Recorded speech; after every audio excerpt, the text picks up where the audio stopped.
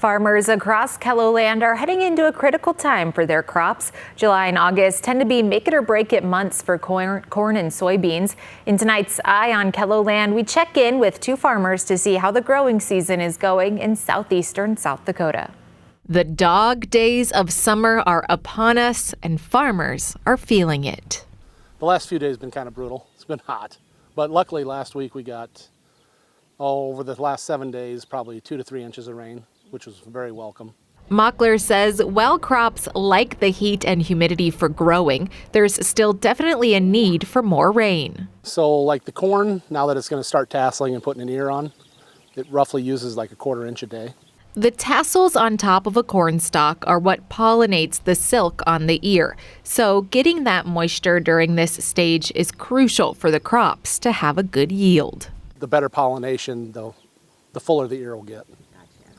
So if you get into like extreme heat, extreme drought, the silks will just keep growing because it won't pollinate right. And then you'll just have like a bunch of popcorn kernels, big kernels, if it doesn't pollinate right.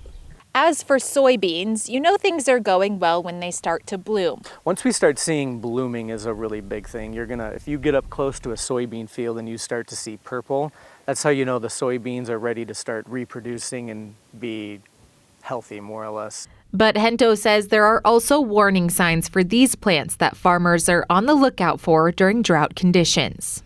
What we look for with soybeans is making sure the crop isn't cupped at all. You'll start to, when crops get stressed, they do what I call covering up. You're going to start seeing leaves start to get tight on the corn.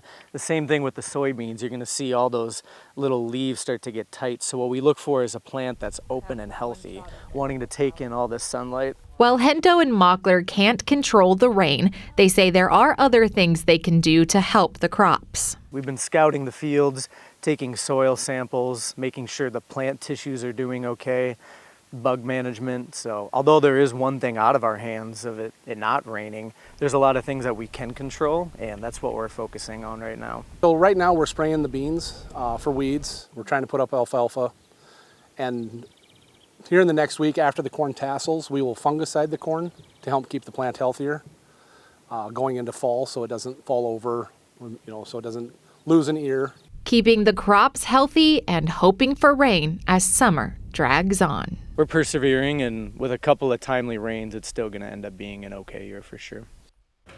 Now, as for that phrase, knee-high by the 4th of July, well, Hento and Mockler tell me that's a bit of an outdated saying because genetics have advanced so much that even without good rain, corn has significant growth to reach that point almost always.